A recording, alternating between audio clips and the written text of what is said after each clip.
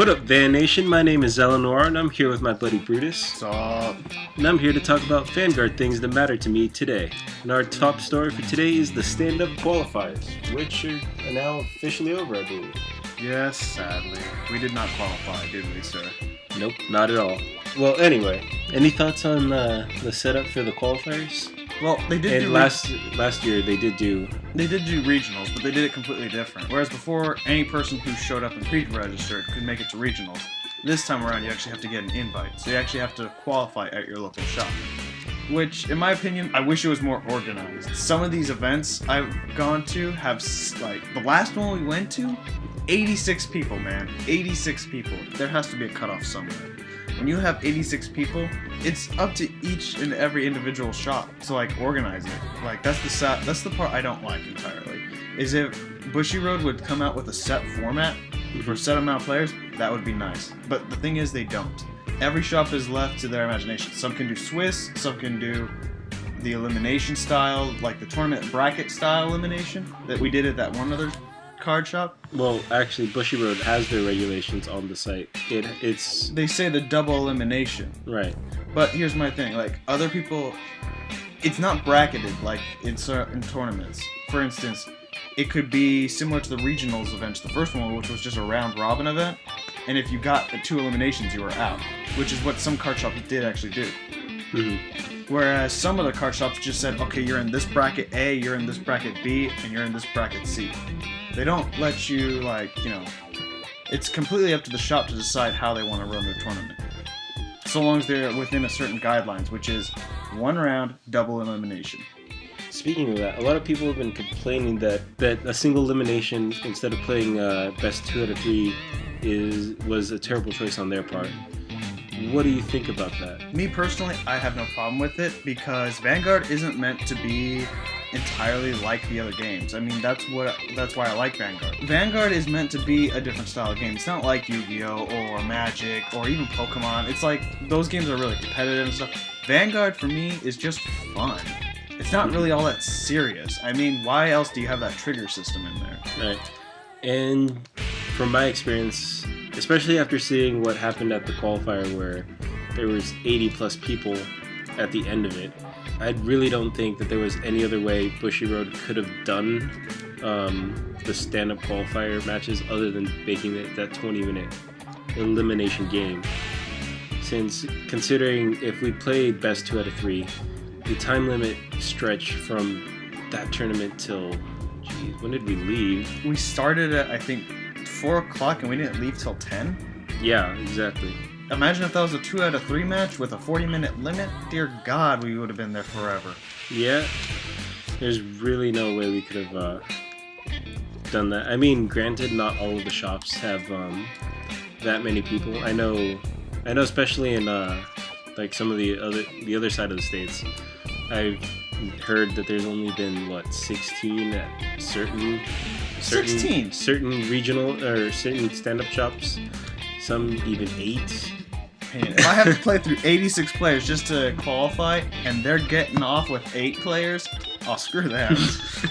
Well, you know, that's kind of the thing about living in Southern California. Anyway, so do you really think there could have been a different way to approach this? Well, if they had set more standard, like a standardized style of tournament maybe, I don't know. Personally, I think it's good, other than the fact that that one shop allowed 86 freaking players. Uh-huh. For the most part, my experience has been good, except for the very first one. I made a kid cry in that one. That. Yeah, you're never gonna live that down. No, I'm not. Yeah.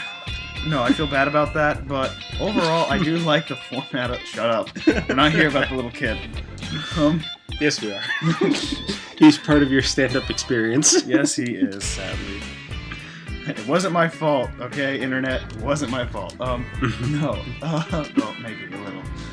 The overall setup, though, I mean, unless they were to like just regulate it a little bit more, is good. I really wish they would have like a set standard, like where shops can say only 50 players or something, because that 86 was just a huge, it was a clusterfuck to say the least. You can bleep that out. Well, not only that, I kind of also wish that during that month of qualifiers, they had allowed the shops to have more than just one. And probably kept out people who've already gotten their invitational. Yeah, that's another thing. I'm sorry. I just cut you off a little bit. But right, yes, go ahead. Okay, if you've got already a qualifier, you're set. Don't participate in any more. Go to a local card store like Thingies or whatever and play their tournaments or paid tournaments, but don't play their qualifier. Don't go there. That is just kind of unfair for the people who haven't qualified that really want to, and you're just knocking out those players, or you're just causing them a hassle, really. That's an extra opponent that they don't need to play. You already qualify, and I understand to a certain degree, like, why you would... Well, some people just want to play, but you have to remember that you're taking away spots from people who could be qualifying, who want to qualify, and...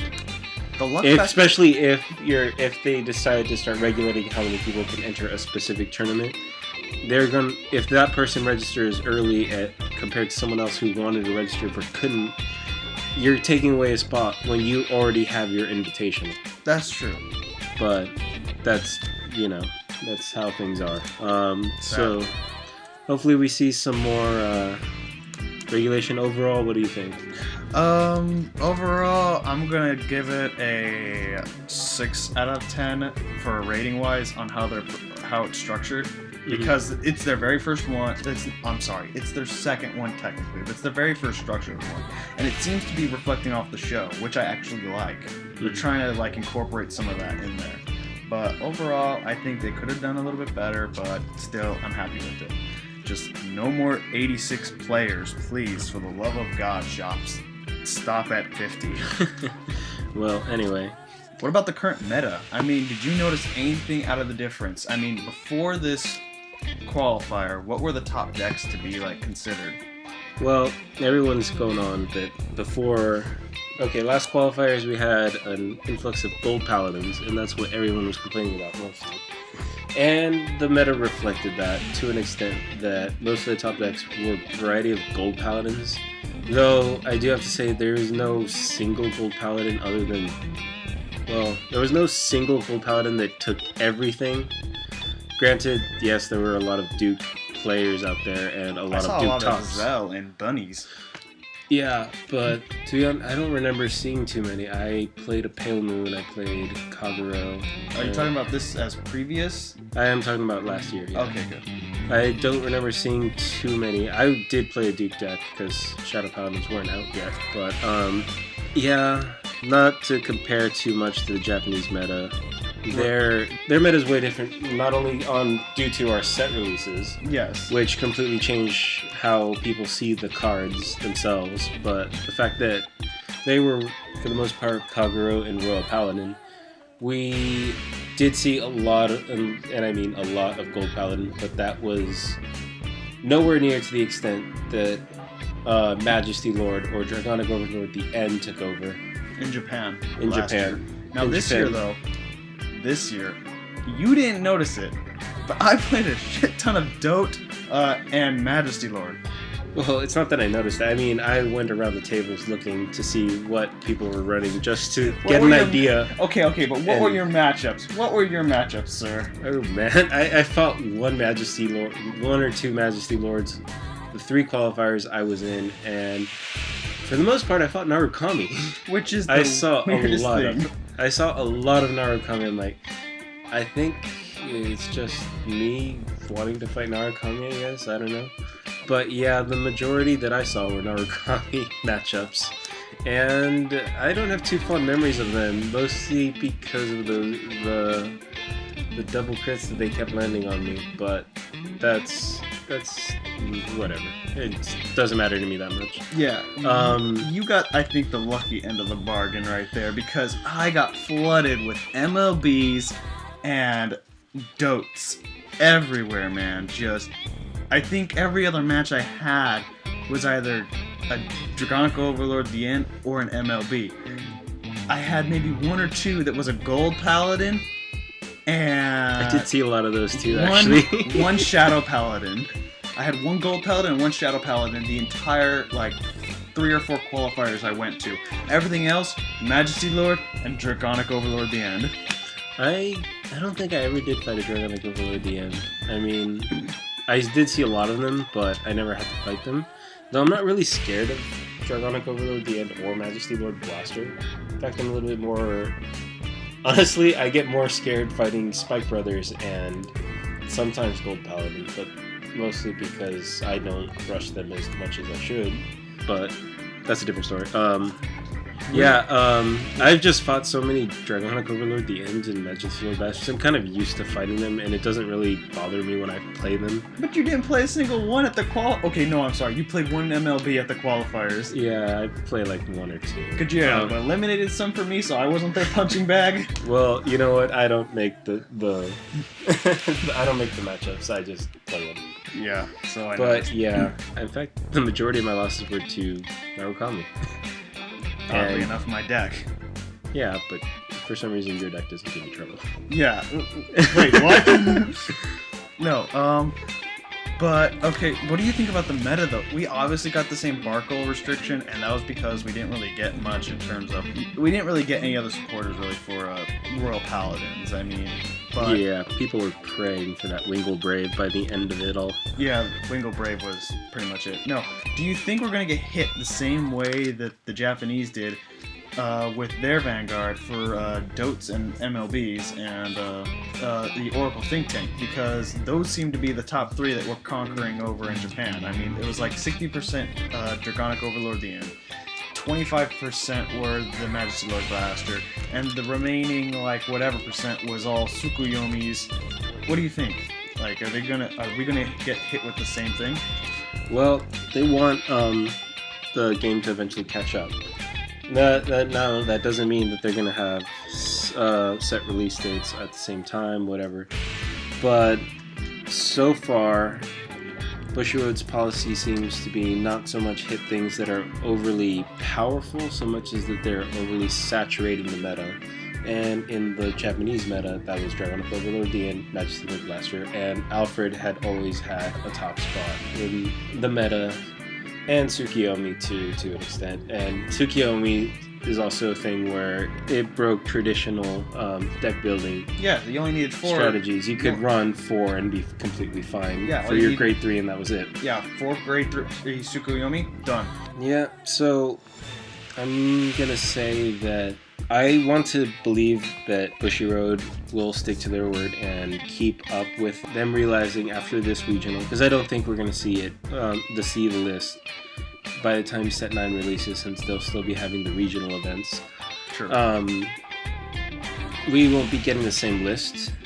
We might get a list if there's an oversaturation of any particular deck, but remember that Gold Paladins is not a deck. Gold Paladins is a clan with several different builds, and yes, the meta was saturated with Gold Paladins, but they were not the same build. It was a lot of Dukes, but there was also Pelennors, there was Garmors, and I believe there was an Azel or 2 in there as well. I don't think they'll be hitting Majesty Lord or Dragonic Overlord at the end unless results from this World Championship prove otherwise, that Dragonic Overlord the end and Majesty Lord just completely flood the meta and becomes the same problem that it becomes in Japan. The meta is changing, in my opinion, and because of that, like, I think we are going to see a oversaturation of DOT, sadly, in this regionals. Mm-hmm. But I do think there's also going to be a lot of Gold Paladins, because we in America grew up with a lot of Gold Paladins. Not so much with Tsukuyomi. We haven't had as much time to figure them out over here, and I've noticed people are still doing the 7 grade 3 build over here, even though we have the cards to do the 4 grade 3. Mm-hmm. So, I don't know. Alright, so what's your hope for the meta? I want to see more variety. I don't just want to see a saturation of one type of clan. One type of clan or one type of deck? One type of clan. As much as you don't want one type of deck, I don't want one type of clan. I understand.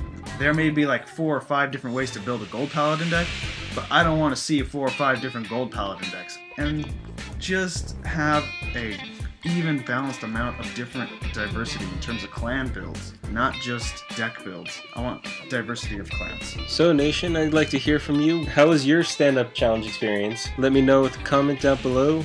As always, I love your faces, and I will see you next time.